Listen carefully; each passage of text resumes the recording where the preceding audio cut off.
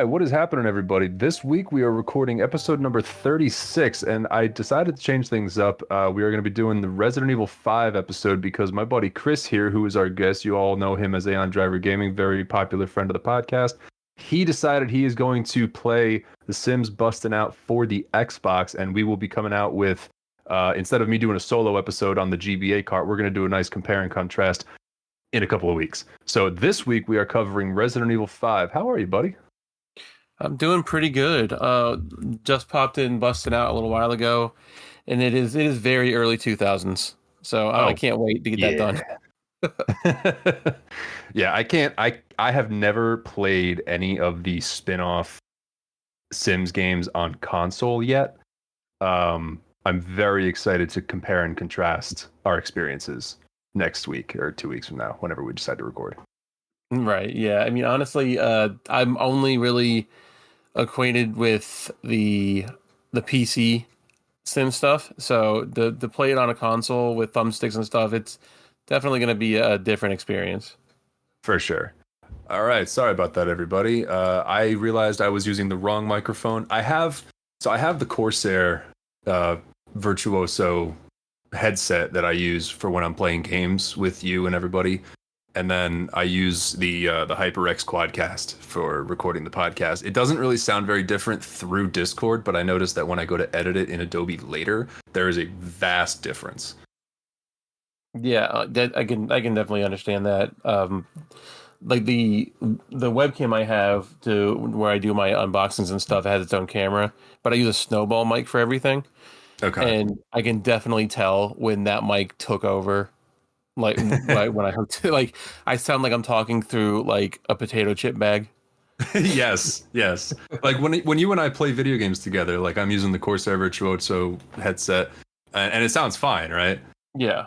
It Oh yeah, sounds like I'm absolutely. talking to a fucking Pringles can when I'm doing it on Adobe. Yeah, definitely understand that. Um, so anyway, yeah. So this week we are covering Resident Evil 5, and you were kind enough to share much of your time going through this game, not once, but damn near twice with me in co-op. And I know we're not done yet because we've actually been having a blast.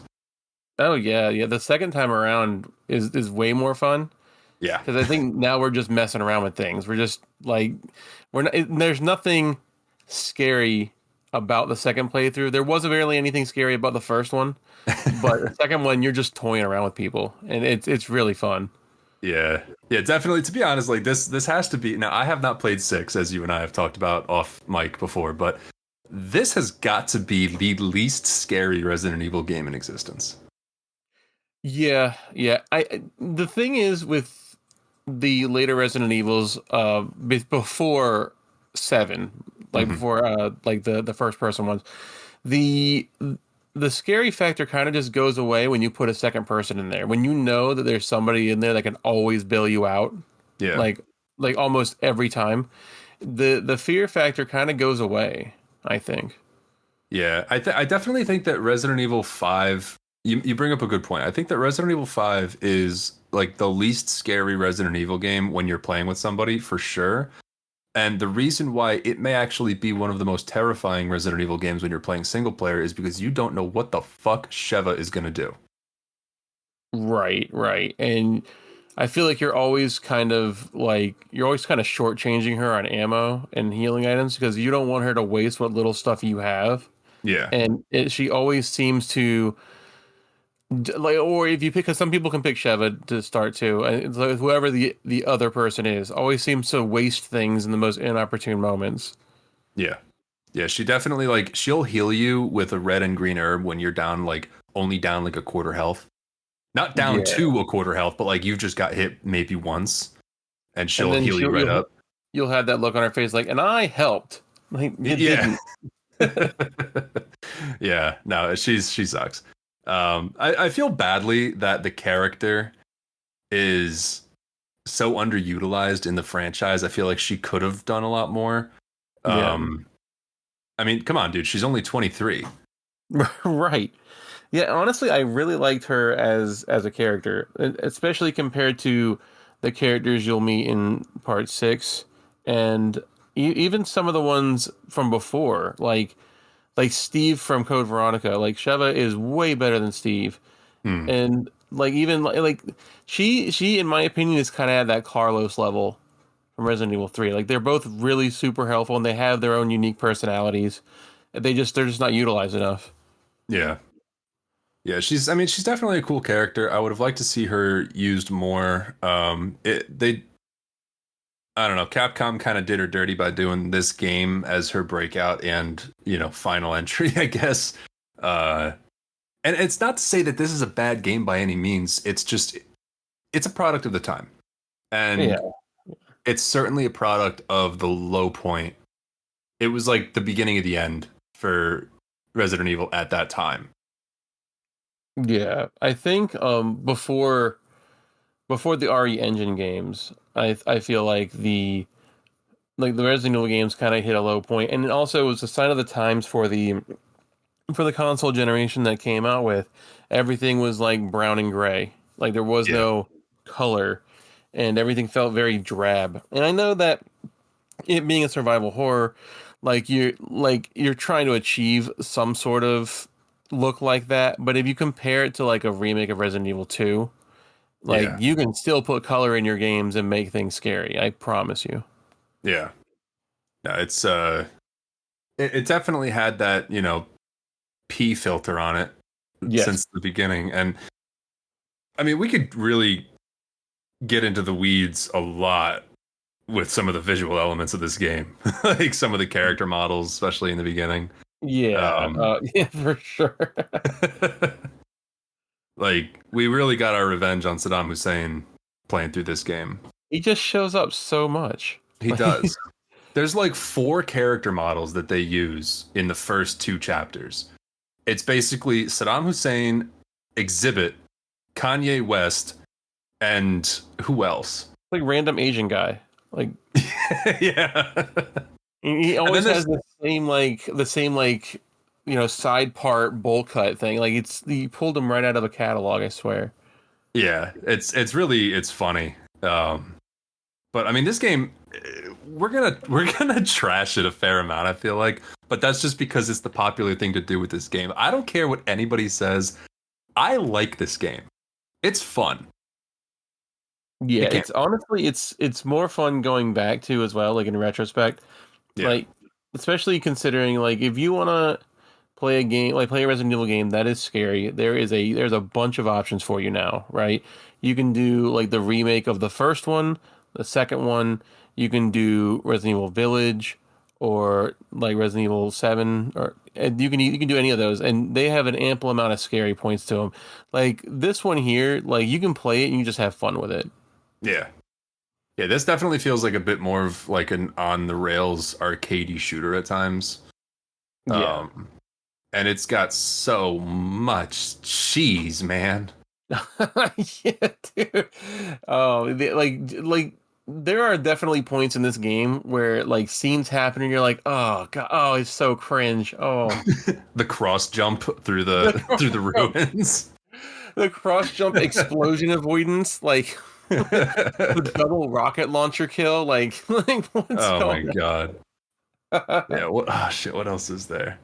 I mean, like there's so We like also, dude, what's up? we also got a guy with standards as well. Yes, we do have a guy. He's a businessman with standards. It I mean, back in the day, like pre Resident Evil 7, I feel like Resident Evil was always known for having like such cheesy dialogue and just like bad voice acting and but it was so bad it was amazing. Like Jill Yeah, Sandwich from the beginning and just everything. it And this felt. game, Yeah, go ahead. I was gonna say this game was like peak because you had the businessman with standards. You had fucking Discord moderator what's his face? Wesker. Yeah. Yeah. Oh god, every angle it was so good. He definitely he definitely feels like he like leads the manosphere. You know what I mean? Like he's very very He-Man woman hater with especially with Excella who's doing literally everything in her power, including mutating her own body to help him. Oh my god, I know.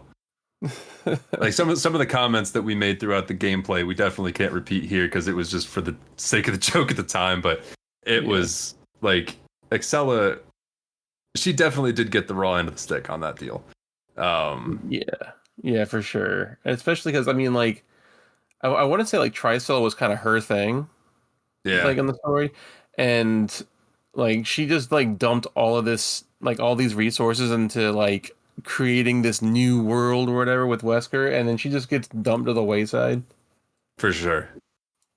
I mean, there's a lot of unnecessary. I don't want to say unnecessary characters in this game, but like the villains. Let's talk about like the three main villains, right? So you had Irving, who was the businessman with standards, Uh, and every all the villains got injected, infected, taken over, possessed, whatever, by that Ouroboros that they yeah, keep saying. yeah, That's the whole thing that you're chasing throughout this game. Irving's the first one to go down, Mhm. and that that was a pretty weak fight sequence. But then, like, yeah, Excella then is the next ramped up version of the Ouroboros, and then you get Wesker at the end. Did you ever notice that though both of those fights were on boat? Actually, all those fights were on boats or a plane. Like it's all just on vehicles. yeah, what the fuck? Yeah, like we were all traveling somewhere and sometime, and it was just big boss fight at like on each one of them. Yeah, it literally went from like medium sized attack ship to or small, small fighter ship to giant like carrier Aircraft vessel. carrier. Yeah. Yeah, and then I would like to point out that Resident Evil 5 did the super long Fast and Furious runway scene before Fast and Furious. Yeah, like how I think we remarked like how long does the thing have to be for this like giant stealth jet to take off? Yeah. Because also like the ship that like call me crazy. And for anybody who's played this game, feel free to call me out if I'm wrong on this, but am I wrong for thinking that the ship that you start on at the beginning of that mission and the ship that you leave via the plane change completely somehow in the middle of that mission? You know, it did feel like so it started off being like wet work from Call of Duty 4, right? It was like a big kind of cargo ship. And Yeah. then all of a sudden, like this giant runway happens. Like all you have to do is like punch a rocket in someone's face, and apparently you can take jets off now. Yeah, like I feel like the at the beginning of the mission, yeah, we got like a pan shot of the ship that we're starting on, which yeah, it was like a big wet works cargo ship. And then at the end of it, it was like literally an aircraft carrier. Like what the hell happened? Yeah, But yeah. Like, did it transform somehow? Like, and we missed it or what? I don't know. It just seems like a bit of a continuity error, and I hope somebody got fired for that blunder. Um, I don't think. I think almost of that team is fired by this point. I never want to see anybody lose their job, and that's not my line. I take that from always hearing Adam Blank say it. It's just funny. But yeah, Yeah. like that seems like a major continuity error. And I mean, we're all over the place so far with this podcast, but that's okay. Fuck it. Uh, We'll do it live. we'll do it live. So I mean, you and I definitely got some fantastic memeable moments like "come on" out of Oh. this. It's just every time. Come on, guys. Come on. You can literally press the B button when you're playing co-op to call your partner, and when you're playing as Chris, it's either Sheva, Sheva, Sheva, come on, or like something like that, and it's hilarious, but it gets very fucking annoying. Yeah, especially because B is the button you need to activate like a scene transition part. Yeah, And so like if you're not like right on that door or if like your partner's in front of you, you'll just end up calling them instead. So you're like mashing B to get through the yeah. stage and you're like, come on, hurry, come on, like hit the door, damn it. Yeah, you're literally like it's like you're pixel hunting for that one spot where the B QTE is gonna pop up, and yeah, you just Yeah, end up screaming for your partner's help for like 10 times in a row.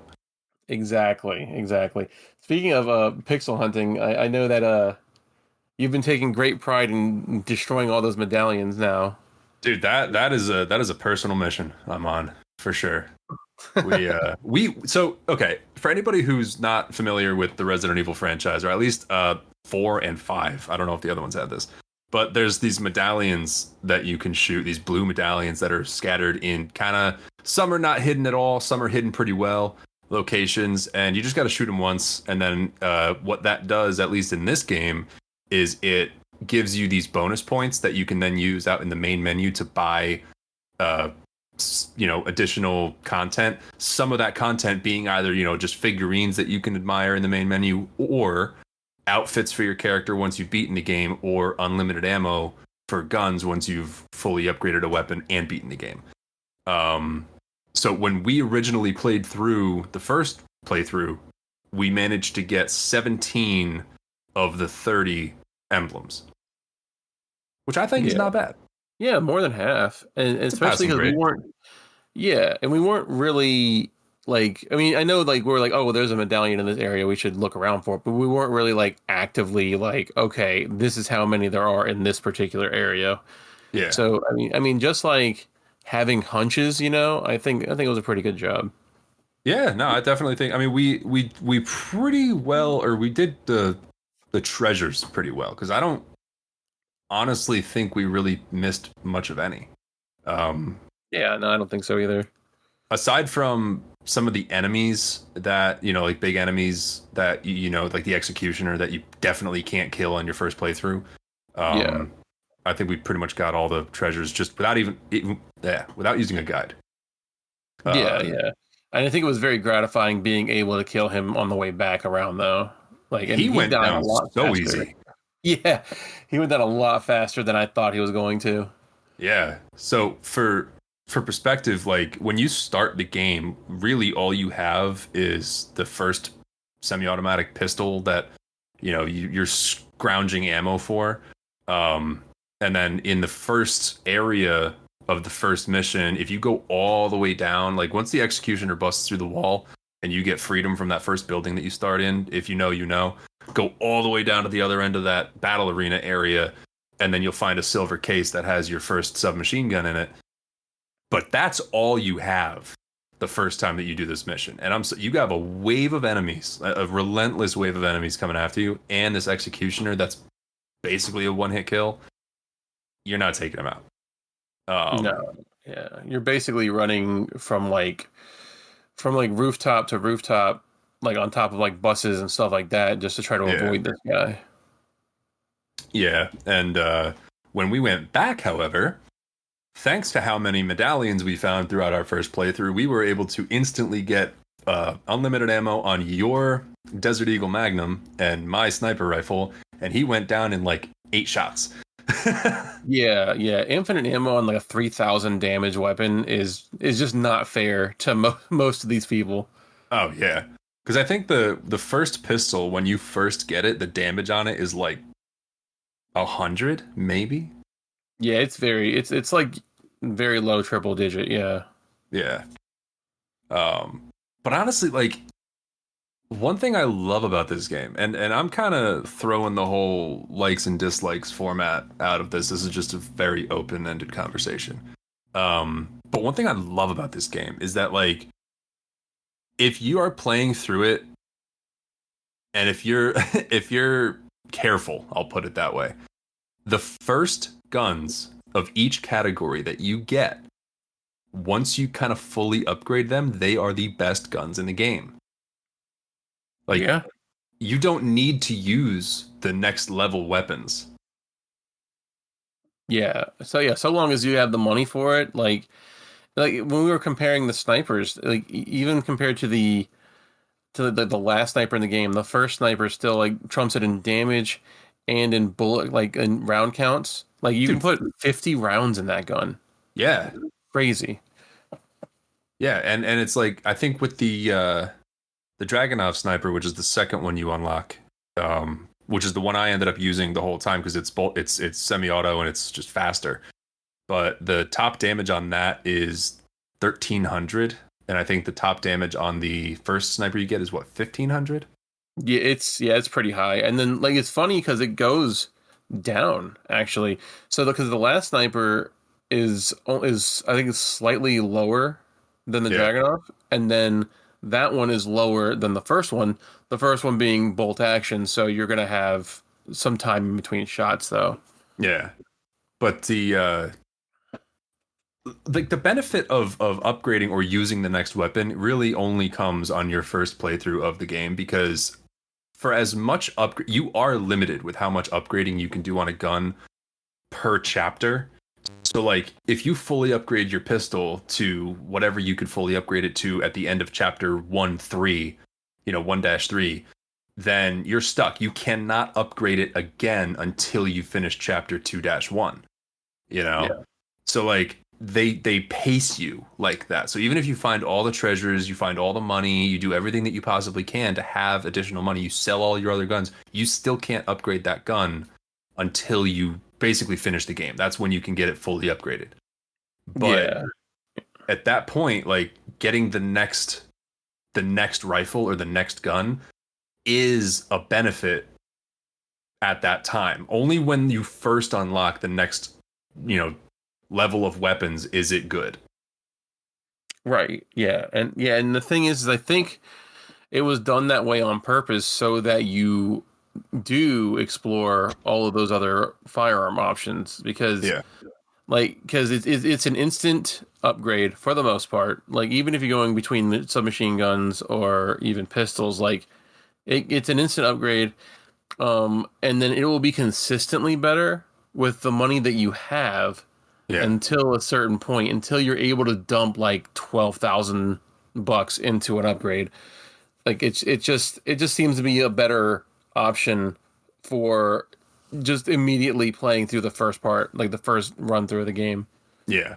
And I mean, the only reason why I didn't use all of the first, or like, all of the next generation weapons when we got to that point was only because I knew from a playthrough I did years ago that like, this is how I'm going to be able to get the best weapons in the game. This is how I'm going to be able to unlock the secret weapons in the game. So I don't care if it kills us, I'm going to keep using the first weapons of these two types. Because I used the first pistol all the way throughout the game and the first shotgun.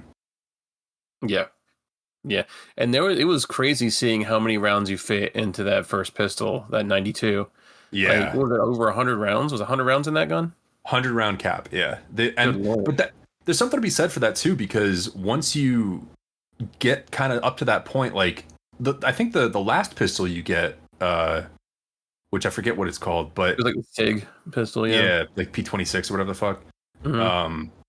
That only holds what, like 20 rounds, 16 rounds, I think. 16, I think, yeah. Yeah, but then like when you use the first pistol, you can pretty quickly beat that. I think by like the end of the second main set of chapters, you're already surpassing 20 rounds. And that on your first playthrough can definitely help with inventory management. Mm-hmm. And also on top of that, I believe the first one, doesn't it have a critical bonus as like a special addition to it? Yeah, you can upgrade it, I think, twice, 2 or 3 times. Yeah. Yeah. So, I mean, you're honestly, at the end of the day, like you're boosting the critical on it, and you have so much ammo in the magazine itself. Like you never have to reload, and more than likely you'll get a critical shot as long as your aim is good. Yeah. Well, speaking of ammo count, dude, the first machine gun that you get, that's that same first one during the Executioner fight, that has an ammo cap of 300. Yeah, that was a seemingly endless upgrade cycle there. Oh, dude, it literally the bar for upgrading the ammo did not fit on the screen. Like you max out the visual of the bar, and then it just keeps fucking going. I didn't know what the cap was. I ended up Googling it, but wow. Yeah, like every Resident Evil game that I've played, which again, all right, I'm a pussy, so I've not played through all of 2, 3, 1, 7, or 8. So I've really only played 4 and 5. And I played OG for like half a dozen times, and then I beat the remake twice. Or I'm working on the second playthrough. But anyway, like both of those games I know have secret weapons once you unlock that ability and whatever. Yeah. The ones in this game are particularly fun, I think. Yeah, I feel like because I've played every numbered Resident Evil. I've played Code Veronica. I played Outbreak. I played not Survivor, Dead Aim. I played that too. And honestly, throughout all of the Resident Evils that I've played, like these particular weapons are probably the most unique and most fun to use. I mean, even compared to like when you get like the Chicago typewriter in 4 and you get the it was like the railgun in 4. Like it's okay, but I feel like it's not like I think like it's just either a really powerful gun or a gun that has infinite ammo. I don't think like it's really as unique as like the Hydra or whatever. Yeah. Yeah. Yeah, the Hydra was okay. I think the Hydra is my favorite unlockable weapon because for those of you who may not know, it is a 3-barreled shotgun that Chris holds with one hand, like Terminator style, and just blast you, dude. You can clear a hallway with one shot. I mean, you've seen me do it. It's just fun. It's and like you can literally like you're throwing enemies across the map with that gun. Once you upgrade the attack range and the damage enough, it's just sick. Yeah, and I mean, with the size of Chris's arms, like I was amazed that he didn't fire more things with one hand. To be honest, Dude, creatine Chris, man. Yeah, Sergeant Weenie arms over there. Come on, come on, Sergeant Weenie arms.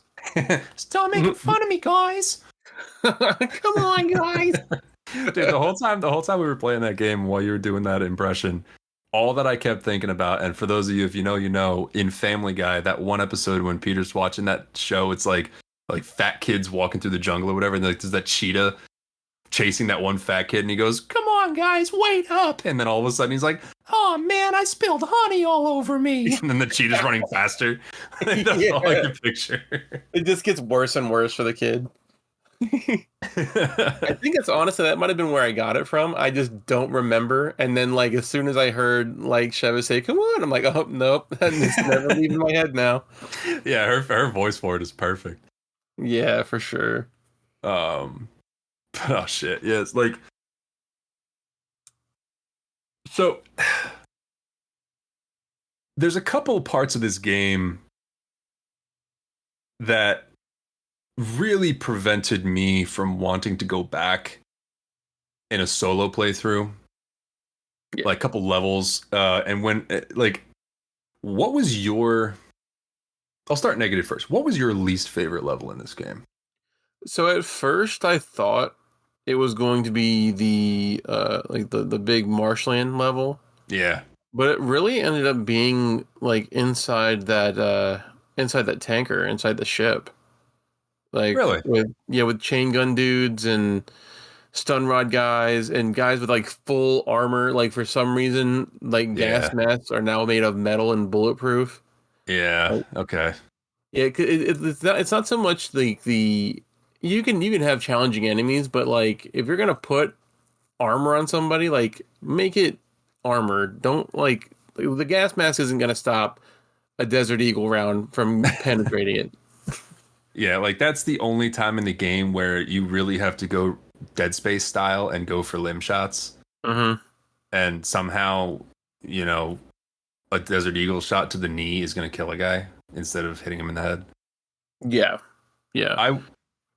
I would certainly be inclined to agree. Like when I thought about going back to this game originally, I was definitely most put off by the Marshlands level. That actually ended up being one of the most fun.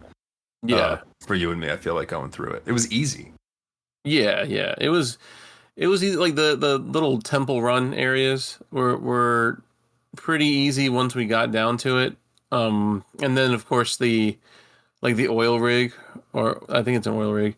But yeah, that one I feel like we had the patterns down for those pretty quickly. So yeah. It's a good thing we had our boy Josh helping us out. Oh yes. He was such a help, especially on the boat, where he was just telling us to come on and help out, and he was not doing anything. Yeah. But I'm sorry to cut you off there. Yeah, I definitely agree. Like we had, especially on our second playthrough, like we had the patterns down pretty well. And it does help that we did go start New Game Plus like literally back to back. Like we didn't even give it a day of rest. Yeah. But I think what was I gonna say? that like sun laser fucking puzzle part. Yeah. Not the part where we actually have to solve the puzzles, but the part where we have to avoid the angry sun gods. The angry sun gods, yes. That was annoying. But I would have to agree with the ship being the worst part of the game. Yeah. I think the only reason why I didn't think that the lasers were more annoying was because you can lure like dudes into them and they'll just burn up instantly. Yeah. Yeah, you can kind of just like bait them out into the middle of the path, and then as long as you kind of stand right out of the way, you're good, but they're not. It'll just take out a wave of enemies. Yeah. And at least sorry. Oh, go ahead. I was gonna say at least those enemies aren't always like respawning like those fucking alligators, or crocodiles. Yeah. The freaking alligators, dude. That was like there were so many times like we put so much ammo into those things before we realized they couldn't be killed. Yeah. I could have swore that when I played this game like 15 years ago, there was a reward for killing them. I guess not. Like I really thought that there was a reward for killing all the crocodiles in the lake in the marshlands. Mm-hmm.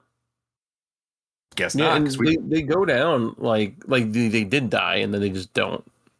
Yeah, apparently they're just like infinitely respawning. Yeah. So. Which is very annoying now that you figure out that you're going up there above the water, you're grabbing whatever treasures are up there, and you're running right back. And really, nothing you can do is going to stop them from like trying to approach you. Like, period.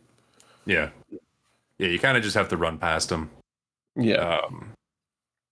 Which it's easy. I mean, honestly, enemy avoidance in that whole level of the marshlands is pretty easy. Up until you get to the section with the big guys with the masks. Yeah, with their makeshift hammers. Yeah. Yeah. But like the way you kill them too is kind of weird because you have to like limb shot them or get them on their knee, right? And then you punch them in the mask. And yeah. Like, how is that killing anybody? Like that mask looks heavy as hell. How are you killing anybody with that? Dude, like I feel like it would be more realistic if I could do like a Leon suplex on those things. Right. Because at least like there's other parts that could break. Yeah. I don't know. This game it's so over the top action wise. It's hilarious. It's amazing. I love it. Got fucking Creatine Chris over there just punching everything. But God, I don't even know. Oh, go ahead. No, you go. What's up? I was gonna say the punches that he delivers too. I mean, they're like decapitating punches. Oh yeah, you're exploding people's heads with his punches. you can stomp people's heads like a watermelon. Yeah. Like the executions in there were pretty fun. Yeah.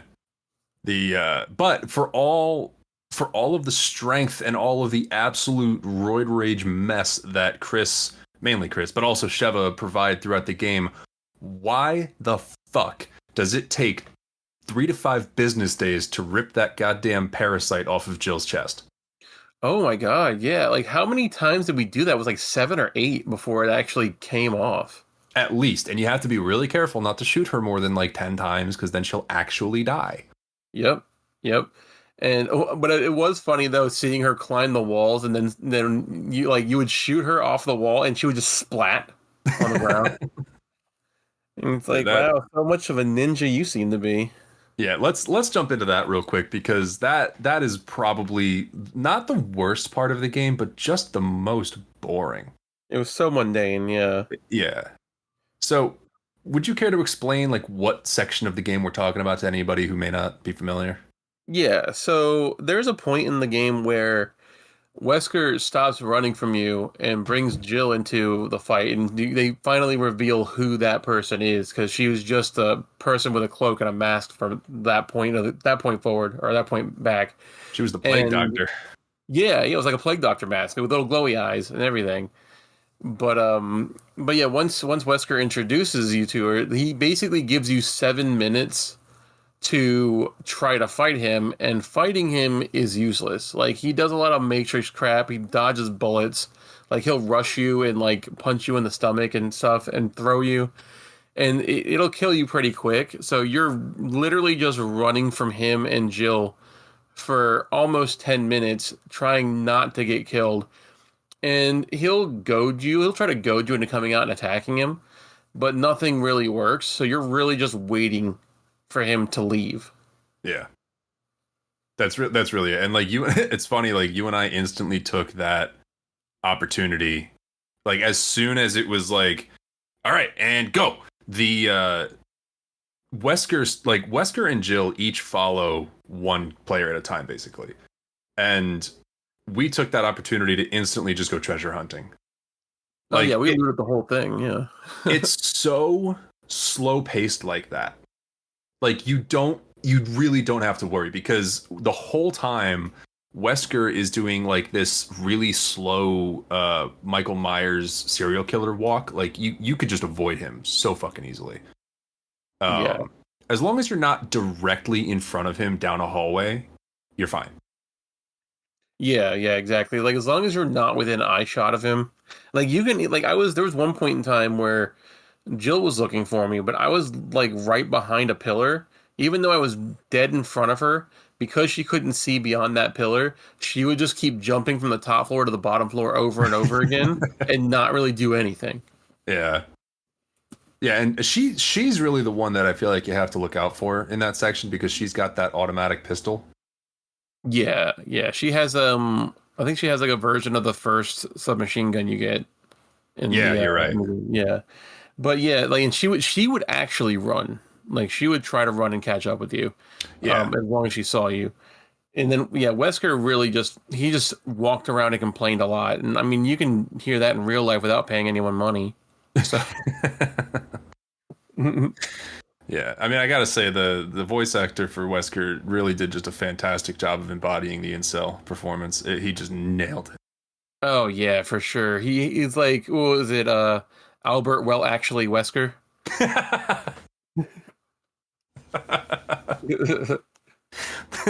Yes. That was fucking perfect. Like I bet you he has that, he has like a big computer he always likes to sit at. I bet you he just sits there and like watches YouTube videos and just waits for the moment where he can just comment something that they're wrong at. Yeah, dude. I remember you and I were just calling him JP from Grandma's Boy the entire time we were doing that fight. Yeah, and every time he tried to attack, like, "Hey, your mother."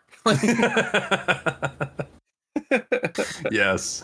He had the outfit too. Like he had the JP drip, especially with the trench coat and the glasses. He did all he needed was that little segue, and it would have been a much more entertaining fight. And you know what? Like, give it one more boss fight, he probably would have popped on a Segway. There were so many vehicles there, so he might as well. Yeah, he just riding. I just pictured him riding around that giant tanker ship with Excella being like, "Sit on my face," like JP. Yeah, it's just. And then when he finally dies, like, I gotta go watch that movie again. Oh, it's so good. Yeah, I watched it like, what was it, like a couple of weeks ago. It holds up. Dude, if we're relating people from that movie to people in this game, I gotta say JP is Wesker. Linda Cardellini's character is Jill, because we actually like her. And then Dante, the guy with the the drug dealer with the monkey, that's Irving. Yeah, like he's hiring the local folk with standards. And then Excella is the horny grandma that hooks up with Nick Swartzen. Oh yeah, for sure. Like honestly, like I can see Dante though, like because he had like a native live in his house or something, right? Like yeah, he just borrows one of the village people and he just lives in his house now. That's perfect. Or like a giant one of the giant like BOWs. He just like he didn't realize he was ordering a giant BOW and he got one instead. Oh my god. Great. No, this game, I feel like there's so many fucking jokes that can be made about this game. I mean, people have torn this game apart for the better part of the last 16 years. Mm-hmm. And it doesn't deserve all the hate. I mean, no. especially not after 6. I mean, yeah, that and then Raccoon City, Operation Raccoon City. Does anybody even remember that game? yeah. It was what was funny was it was free on I think it was PlayStation Plus as like a throwback title, and I remember trying it with two friends, and we stopped playing it within like 20 minutes. Like this game is still garbage. This is Oh my garbage God. ever being. I never played that one only because I was like, I looked at it, I was like, this is Gears of War. Yeah. You need like like I think it's 4 people per squad. You need that many real people in that. Like the computer is just useless throughout the entire game. Fuck that. Yeah.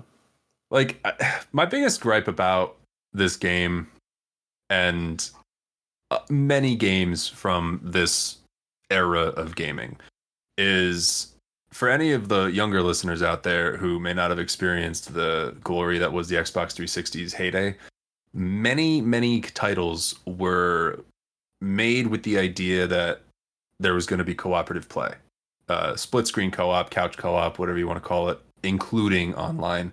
So games like Gears of War and Resident Evil 5, Army of Two, they were all made with this forced companion. And if you played it single player, you had to pray that the computer AI for your partner was somewhat halfway decent and wouldn't just fuck you the entire time. Yeah. That is what absolutely did this game in critically for the single player experience. Yeah, because there was no option to just do Chris by himself. Like he had to have a partner, and the AI just was not there to make like an actual intelligent like computer partner. So yeah, you would always end up having to like hoard all your ammo to yourself, hoard all your healing items, upgrade all your things because it's just not worth upgrading theirs. Yeah, exactly. All that they're there to do is act as an additional 9 slots of inventory, and you would hope that they don't use it. Yeah. Yeah, But basically handing them empty guns. yeah, and I was actually reading on the wiki yesterday when we were doing the crocodile hunting. Um, I was reading that like apparently in single player the crocodiles are programmed to not go after your partner. So there are I don't know how many NPCs in this game that are programmed to not go after your partner. However, the amount of NPCs I don't believe they change from single player to multiplayer. So now you just have that many more enemies on you. Yep. Yeah.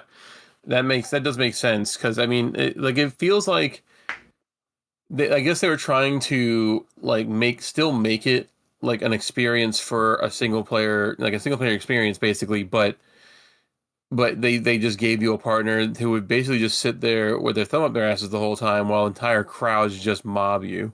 Yeah. And that becomes such a fucking nightmare when you have boss fights like the one with the furnace and then the one Yeah. with the flamethrower, where you have to try to bait your enemy in certain directions, but you don't know if the enemy's going to come after you or your partner and what's going to happen. So like it just becomes a nightmare.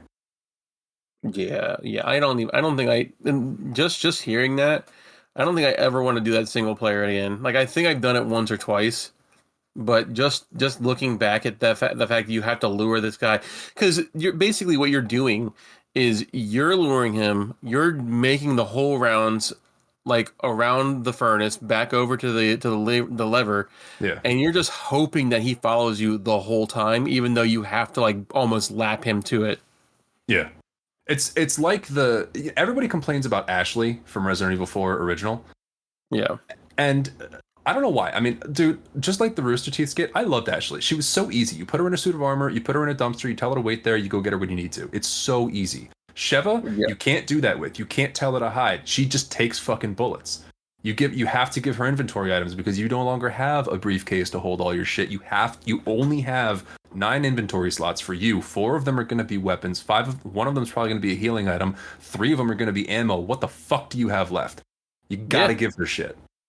The fact that there was no like inventory dump or like inventory repository, right?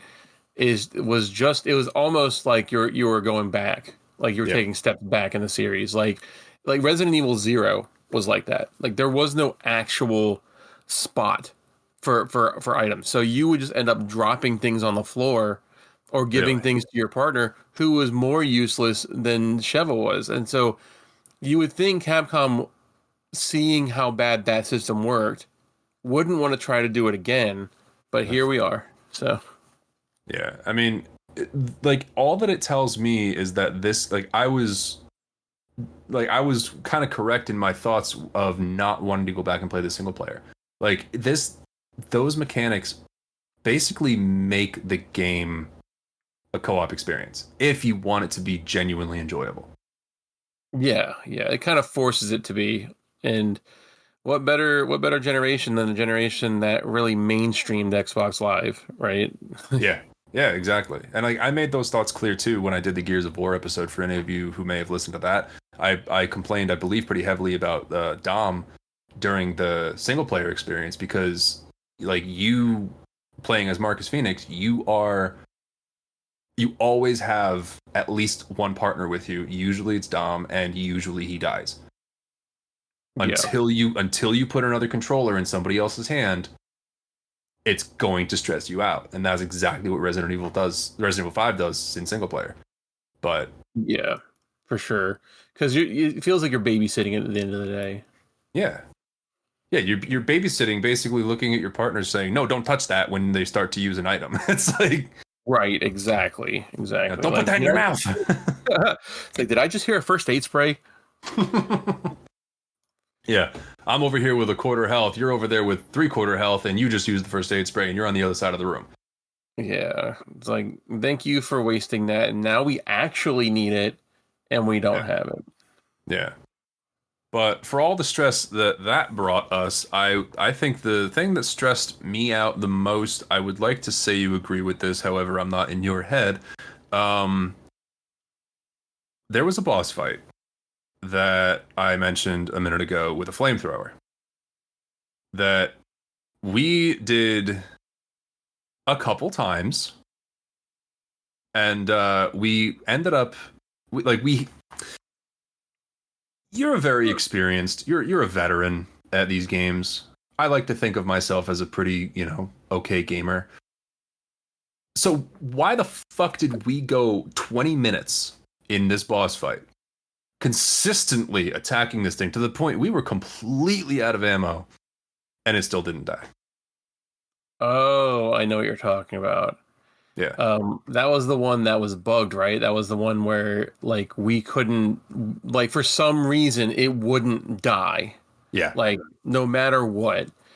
And we went and researched it, and it turns out that the frame rate was stopping the trigger from happening after he's taken enough damage. Yeah.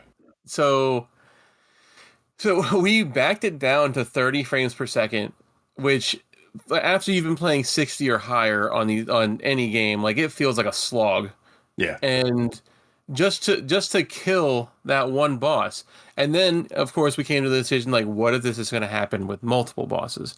So we decided to keep it at 30 frames per second. And like, just to have something, I mean, it was already bad enough that I think this game used Games for Windows Live, which is already a curse in and of itself. But to do that and to tie like certain triggers by frame rate, Yeah. like, that's so weird. Yeah, I'm pretty sure they had certain aspects of that boss fight coded off tick.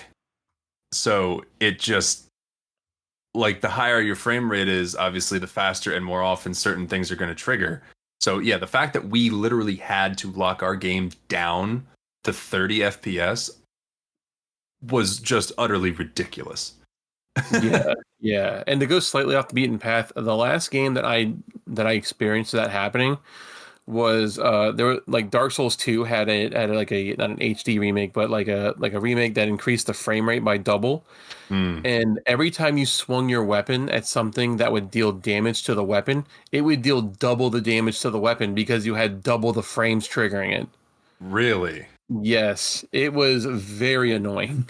My friend is playing through Dark Souls 2 right now. I'm going to have to warn him about that. Thank you. Yeah, yeah. If he's doing it on PC, I mean, they might have Yeah, he patched it, is. and I would say to check and see if they've patched it. But when I originally bought it, I bought it was a Scholar of the First Sin. It was on I bought it on the Xbox One, and it had a 60 frame per second patch on it, and it was just like, why is my sword breaking before I even hit a boss? It's ridiculous. Like, what's going on? Yeah, And no, then we'll find out it was bugged. that's crazy. And I mean, the fight that you and I did with that we're talking about in Resident Evil 5, I think was in chapter 4? That End of sounds about chapter right. 4, I believe. Yeah, so it's kind of like halfway through the game because there's 6 main chapters throughout this game, even though the last couple in 6 are kind of cinematic. And like, you know, boss fighty with Wesker. But yeah, like once you get past chapter 4, like it's kind of a lot of boss fights because that's when you start, like, I think you just killed Irving, and Yeah. then you end up doing that mini Ouroboros fight. I forget what he's called, like the UB-80 or whatever the hell, with the flamethrower. And then Yeah. after that, you do Excella, and after that, you do Wesker. It's just like back to back to back. And, oh, and Jill. So Mhm. all these boss fights all kind of have similar mechanics where like you mentioned, we had the forethought of, well, a lot of these are probably going to work the same, so we may as well just play the rest of the game in 30 FPS. Yeah, especially the Excella one too, because you'd have to hit it with like an orbital laser, right? Which I Yeah. freaking called that. I was like, man, I bet you there's gonna be a freaking orbital laser, some crap, right? Yeah. And there it is. And like the thing is that you hit it a couple times, sure, but who knows if the amount of damage we did to it, because it's still damage based, right? Like it's only doing just an additional amount of damage more than what you're shooting at it. So who knows how much damage you would actually have to do before it just starts respawning more of the little mini guys for you to kill, you know? Yeah. No, that fight was definitely kind of a pain in the ass. Yeah. Most of the stuff, like we had you and I haven't finished our second playthrough of the game yet, but I can imagine there really aren't that many parts of this game that, like, they kind of restrict you back to how you feel before you have New Game Plus, if that makes sense. Yeah. Like in Resident Evil 4 Remake, you know, you can go into that game, New Game Plus, and play all the way through it, loving it, feeling like a god because you have all these weapons that are totally upgraded until you get to the part where you play as Ashley with the lantern. Yes. I don't believe there's really any part of this game that pulls you back like that. There really isn't, and I think the main reason why is because there really isn't any sort of sudden sense of helplessness in this game at all. Yeah. Yeah, and you know, there's times where, like, you know, they'll trap a partner like on the ship, you know, they put you in a cage and I had to go run and fucking climb up the crane to get the box off of you and stuff like that. But that's whatever, because it's not making any one player weaker. Right. It's just kind of restricting your movement. Yeah, because I mean, even when I was in that cage, like I was still firing through the cage and killing things.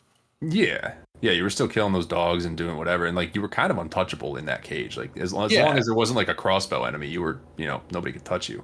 Yeah, like in part of it, I was just like, yeah, just keep me in here. I can kill him from here. Yeah. But no, it's kind of nice that none of the parts really restrict you like that. The one part I will say that kind of feels like that, or is going to feel like that, only because even though we have, you know, gotten this far and we have these, you know, these powerful weapons, we still take the same damage as we did. So I'm not looking forward to the gondola section.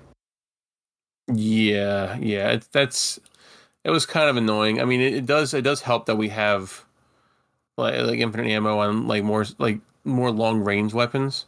Yeah. I feel like it's a little bit better for that. But I was kind of toying with just popping on like the bulletproof vest just for things like that, because I mean I'm not going to worry about having the whole ammo anymore. So Yeah. I can have 2 things of armor and not have to worry about it. Yeah, that's a good point, actually. I didn't even think about that. We could strategize the rest of our run, basically, because we don't need to carry certain ammo types, so we could just leave a couple of slots open in our inventory. Yeah.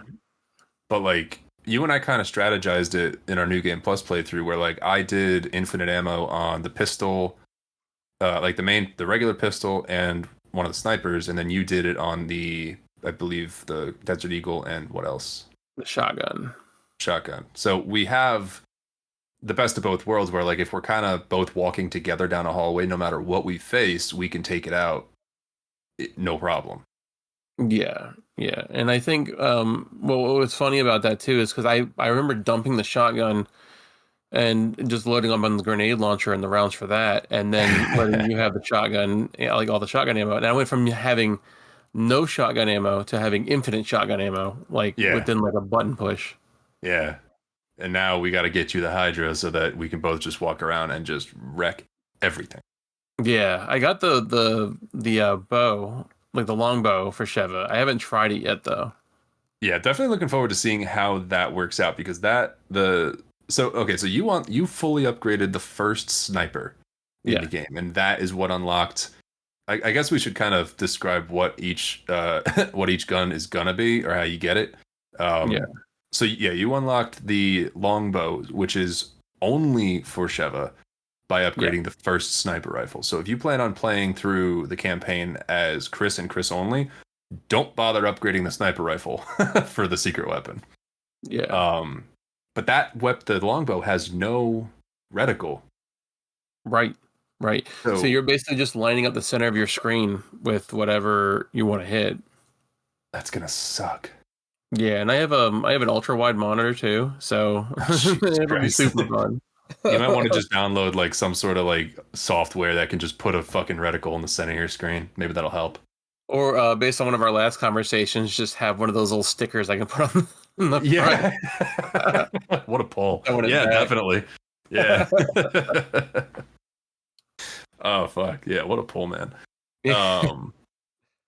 But yeah, so if you upgrade all the first weapons of each different type of weapon, you'll unlock a secret weapon. And so we already just talked about getting the longbow by doing the first sniper rifle all the way. Then the other character exclusive weapon you can get is the chain gun for Chris, by upgrading the first machine gun that you get all the way. Then there's the burst shot pistol, by doing the first pistol all the way. Either one of the characters can use that one. Yeah. Then there's the Hydra shotgun, which we've already talked about quite a bit, which is the 3-barreled shotgun that you can get, either character can get, by upgrading the first shotgun all the way. And what am I forgetting? The fucking revolver, the Magnum. Oh yeah, they upgrade the first Magnum all the way. Yeah, then you can basically get like this long-barreled Colt Python thing that does something like 5,000 damage or some shit. It's a monster. Yeah, in hindsight, I probably should have aimed for that instead of getting the Infinite Desert Eagle, but I kind of like the Desert Eagle though. It's pretty efficient. Well, I think that you definitely did the right thing by getting the Infinite Desert Eagle ammo, because I mean we are just cakewalking through the campaign. Yeah, it's definitely thanks to your pistol. Mm-hmm. Like I can't wait for you to get the chain gun, to be honest, because that's just going to be game over, honestly. I think the next gun that I'm going to get is going to be the Python. I don't know. I might get the chain gun. It kind of sucks though, because we're going to have to play through the campaign a few times. Yeah. Before we can get all of these guns, and all of these guns with infinite ammo, because I don't know if the chain gun comes with infinite ammo like the bow. It might, but I'm not sure. Yeah, we'll have to look that up to see. I don't know if doing the mercenary mode actually gives you more points towards like those things or not. I'm not entirely sure. Like I really didn't like the mercenary. Like I did the mercenaries in other games and I enjoyed it more. This one feels just a little monotonous compared to the other ones. If we do the mercenaries mode in this game, do we get to use the weapons that we have currently? See, that I'm not sure. Because if that's the case, we should just do it. Right. We should probably look that up later and see. For sure. Because mercenaries mode is basically just like enemy onslaught, right? Like it's just endless waves. Yeah. It's like horde mode, yeah. Yeah, for the most part. And you're instead of, it's kind of felt like the opposite of playing the main campaign for most Resident Evils. The main campaign for most Resident Evils, you're kind of trying to run away and preserve your ammo. In the in the mercenaries mode, you're actively trying to kill everything. Yeah. And you're still limited to ammo though, but it's more Yeah. common, like you find more, right? Right, exactly. Yeah. Now, one thing that we haven't touched on is there are multiple iterations and versions available for this game. So if you play this on PC, I believe if you get it on Steam, you can choose between getting just the base game or the gold edition, like like you and I have on Xbox 360. Yeah. Would you care to explain the differences between those? So the gold edition, it comes with a couple different things. It comes with there's an additional campaign with Jill and Josh. There are additional DLC outfits and extras, like little bonuses here and there. And that for the most part, it's that. So basically, everything that came out on the marketplace for DLC, it all thankfully comes on disc in the gold version. Yeah, I remember playing a little bit of that because it's kind of like it's a prequel side campaign. But it's not a prequel to the game. It's I mean, it is. Like whatever. I don't know. I'm fucking stupid, I guess, on this. Oh, you know what? Actually, I think you're right. I think there is a prequel part with Chris and Jill, and that kind of tells you how Jill ended up the way she is. And then the Jill and Josh one, that's happening. That coincides with Chris and Sheva's story after Wesker, after the first Wesker fight. Oh, yeah. Really? Yeah. Man, if that's co-op, we should fucking do that. Yeah, we can always take a look. But I do definitely remember the prequel part beforehand. And I forgot, there was a special name for it. There's a special name for both of them, and I forgot what their names were because I haven't played the DLC in a while. But we can take a look at it for sure. Well, because one of them, I think the one with Chris and Jill, is you at the Spencer Mansion. Yes, that's the prequel part, yeah. Yeah. And she has her hat and everything. Yeah. Yeah, and then if you look at the cover art for Resident Evil Gold Edition, like the special edition sleeve for the Xbox 360, it is, instead of the traditional cover art of Resident Evil 5, it is a picture of Chris and Jill. So, yeah. But Jill, you know, with her hat and whatever, like from the prequel. Yeah, exactly. But yeah, I mean, this game, I don't know, this game's fun, man. I like it. I would recommend it to anybody who has a friend willing to play it with them. Definitely do it. I hope I don't sound like I shit on this game too much. I mean, I kind of did, but like, I don't know. It's fun. Like, I genuinely had a good time playing with you on this.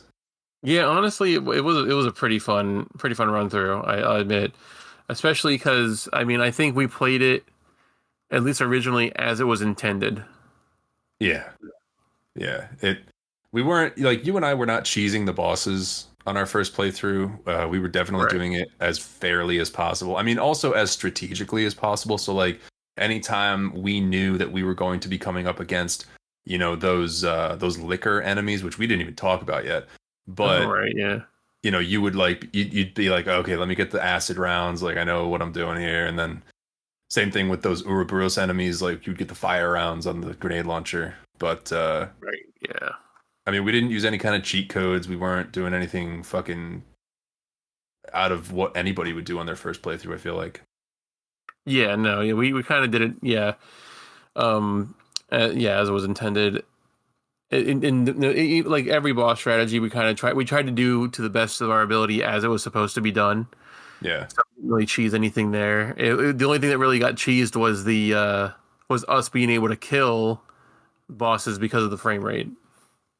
Yeah. Yeah, us literally being able to play the game. We're cheaters.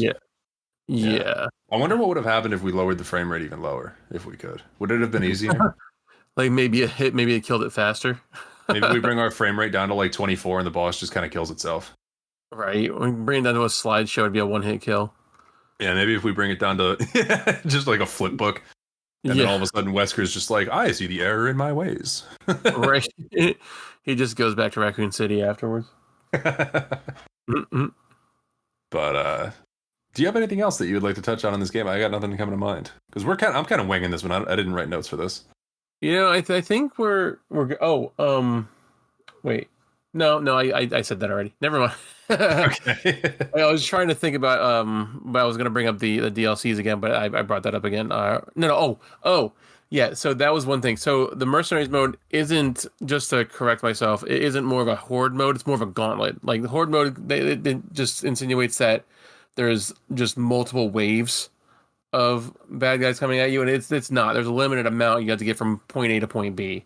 So it's more of a gauntlet. Oh, so and you are trying to get from point A to point B. You're not just doing like a defense mission. You're not just like not like the first section with the executioner. Like you are actually trying to traverse from A to B. Right. Okay. Yeah. Well, we should look into that because I feel like if we can use our current equipment for that, it'll be fun. Yeah, that would be pretty awesome. Yeah, we definitely take a look at it. For sure, man. But yeah, I think that definitely wraps up my thoughts for the game. I mean, we kind of touched base on the main levels missions. You know, you go from very stereotypical Africa, I feel like, to the marshlands somehow, to an underground fortress with high-tech elevators but they're ruins. They're crumbling ruins, but they have functioning elevators. Right. With electric lights. And then you go from that to the ship to somehow an extremely active volcano somewhere in West Africa. Yes, yeah. And it's kind of weird because like Resident Evil games always seem to like shoehorn a lab somewhere in everywhere they're at. Yeah. And was this the first and only game to talk about Tricell? Yeah, I think so. I can't I can't think of any other ones that were called Tricell, to be honest. Yeah, because I mean everything Resident Evil is Umbrella, and I think Umbrella gets brought up like twice in this game, but it's basically just to say like, oh, Tricell and Umbrella were in bed with each other, and they're innovating this mutagen whatever. Yeah, yeah. And then Wesker gets killed by Ozempic. Yep, those EpiPens will get you. That's it. That is it. Yeah. Yeah, Wesker, this almighty god, gets brought down by a fucking peanut allergy. Right, and after there's so many rockets that we fire at him, the one rocket in the cutscene, that's the one that does it. Yeah, and it doesn't even hit him. And by the way, that is not to make fun of anybody with a peanut allergy. I do sympathize, and I respect that. But the fucking one rocket that we do shoot at the guy to kill him, yeah, it doesn't even hit him. It just splashes more lava on him. Right. Yeah. Like it's not even a direct hit. And the thing is that this guy has gone through so much crap in the past Resident Evils that why is it so anticlimactic the way he is as a boss fight? Really just like Sergeant Squiggly Arm. And then and then he gets killed by a rocket that doesn't even hit him. Yeah, and then we don't even get a fucking Terminator 2 thumbs up as he's going into the lava. Right. No thumbs up, no middle finger. Yeah. Dude, they could have so easily... What do you want? Nothing. They could have so easily modeled him after Robert Patrick. Oh yeah, for sure. Yeah. It would have worked. I feel like that was probably the vibe when he was first made. Maybe. Yeah, but yeah, making him like some kind of unstoppable T-1000 thing, that would have been amazing. Yeah.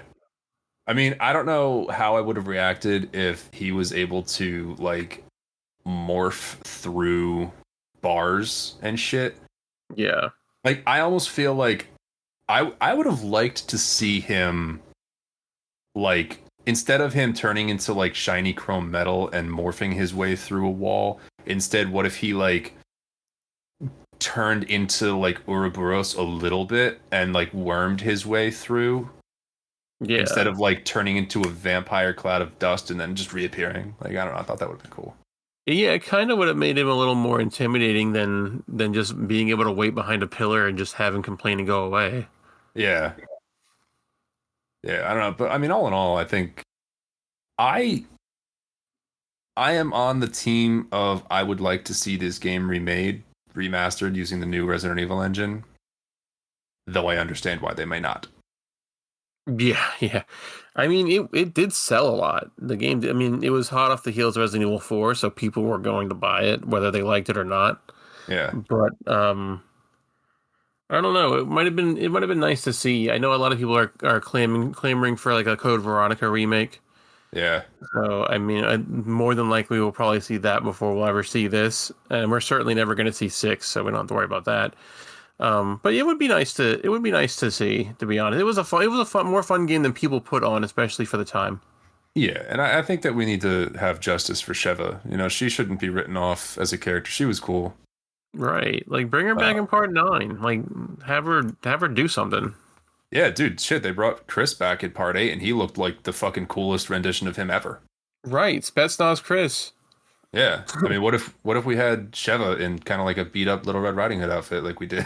And Right, dude. That honestly, like I don't know. That was a great outfit. I thought so.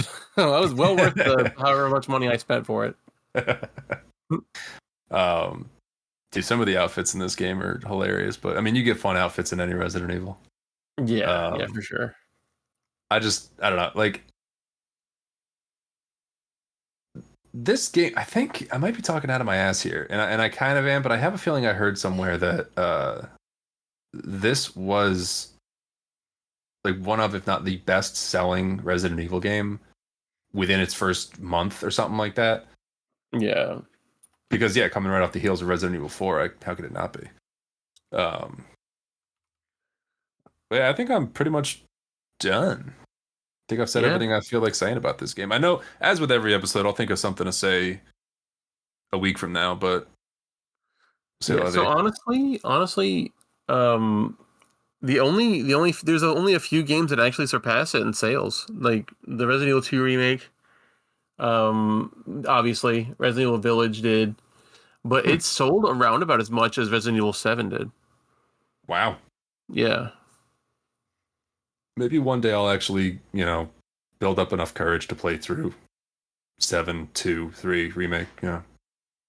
Yeah, it's a shame you can't do a co-op on those. Dude, I would love that. I mean, I've watched a playthrough I watched popular YouTuber John Wolf. I watched him play through 7 and enjoyed watching it. I just, for some reason, I mean, granted, when I tried playing it, it was kind of like back when I was also still kind of trying to get back into gaming, and I have diagnosed anxiety issues, and that just did not help. No. Like it was very Texas Chainsaw Massacre, and like the dad in that game, he was rough dealing with, especially at the beginning. That's what got me. I mean, I had a really hard time. I have a hard time in general with playing any horror games where you are up against an unkillable enemy. And like that, like even Resident Evil 2 and 3, I may stand a chance with playing because at least you can kind of cripple the enemy temporarily and run away. But what gets me about those games is I know I'm never safe. I know too much about the way those games are programmed. I'm not fond of that, But with 7, going up against Jack, I was terrified. I could not fight back. I all I could do was kind of like crawl through a house and hope I found a nice hiding spot. It fucked with me.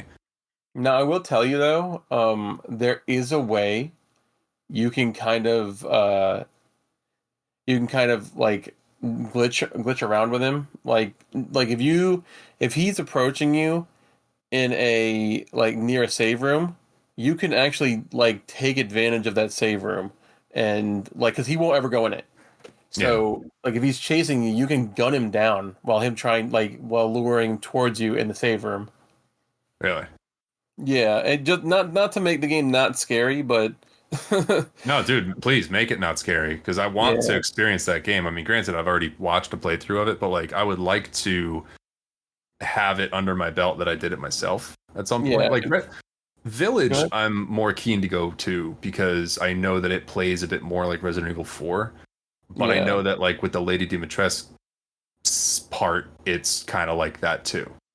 Well, yeah, it is. But the thing is, the difference between Village and 7 is that Ethan is a lot more prepared in 8 or in Village.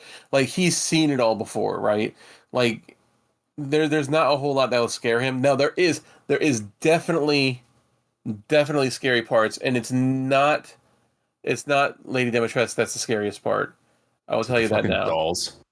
Dude, it's like it's in between the start of that dolls thing and the end of that dolls thing. Is just it's shit just flies off the fucking rails. Oh But boy.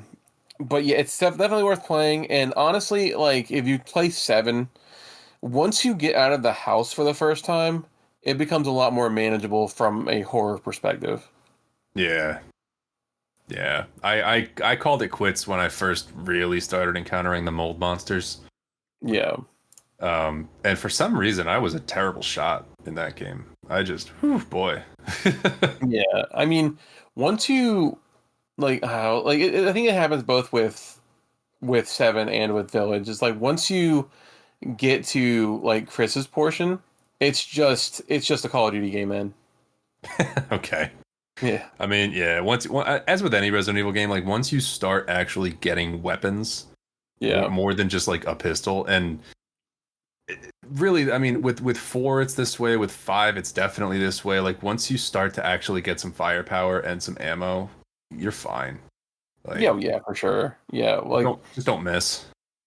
yeah, and if as long as you have like a good control over your inventory, as long as you're like managing your ammo properly, it should be, especially in normal mode, it should be just fine. Yeah. Well, let's call this a wrap on Resident Evil 5 and let's give this bitch a rating. So, what should we rate this out of? I was thinking 30 medallions because that's how many there are in the game. What do you think? I think 30 medallions is good, or 1 to 5. Come on. Your call, buddy. We'll do the medallions one because I like if I say that anymore, it's like I'm gonna get a sore throat. I'm surprised your wife's not yelling at you to shut the hell up. Right? Yeah. Like I mean, she's 2 floors above me right now, so hopefully she can't hear it. So So, what would you give this on a scale of 1 to 30? you know,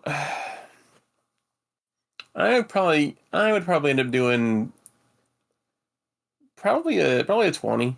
I would say. Yeah. Yeah. I mean it definitely has its flaws, but it does have its moments, and I think going back to it, like it has this kind of a bell curve. Like people bought it and they bought a lot of it because of how good Resident Evil 4 was, and then Yeah. people were disappointed and they started shitting all over it. But then going back to it, it's actually, it's not as bad as what people say. I agree. And it definitely, if you go into it knowing that it's going to be kind of like a cheese ball filled, you know, Resident Evil experience that's just got its quirks. Like if you're going into it for a laugh, you're gonna have a great time, and especially if you go into it with a friend, like we've said. Yeah. I almost want to give this game 2 individual scores, one for the single player experience and one for the multiplayer experience, because they are so different. It And very much so, yeah. I mean, what I'll say is, I think if I had to give this a rating on a scale from 1 to 30 as a single player experience, I'm going to meet it right in the middle and say 15. But Yeah. Yeah. because it sucks to a degree. It does. Yeah, it's very Single much a like very average single player experience for sure. Yeah, and it's stressful with the AI. The visuals are nothing to write home about. Xbox 360 browns and yellows, browns and grays. Yeah. But as a multiplayer experience, I would be keen to give this like a 25 because it's fun. It is genuinely a good time. If you're playing with the right person, it's just silly fun. Yeah. Yeah, But I definitely agree with that for sure. I'm gonna give it the average, and I'm gonna meet you at 20 for that because yeah, I get it's you. Yeah, no, I mean there's very valid reasons. Like I didn't even register the single player of it because it doesn't feel like it's the same. It's just not the same. yeah. It's an entirely different experience, and it's just not to say it can't be enjoyable as a single player game, but I promise you it will be a lot more stressful. Yes, absolutely. But I mean, that being said, listen, buddy, thank you very much for joining me on this episode. Thank you so much for playing through the game with me, and please take this time to plug your content. Yeah, I mean, if you guys want to see how the last boss fight went, I did post a full video of that last boss fight on my YouTube channel, which is Aeon Driver Gaming, Aeon Driver _ game. Everything is Aeon Driver _ gaming. If you want to see like a Cliff's Notes version of it, I did put a short 3-minute version of it on Instagram and TikTok, only because like people looking for it won't see anything longer than 3 minutes on those platforms. So if you really want to see how we did from like how the hell did this boat or this thing get off this tanker to the end of Wesker, it's on the YouTube channel right now. And if you just happen to not be able to get enough of our smooth, sultry voices, I can promise you those videos do also have our commentary, which I did not realize he was recording us at the time. So please enjoy. Yeah, I did not. I didn't realize our voices were being recorded either, to be honest.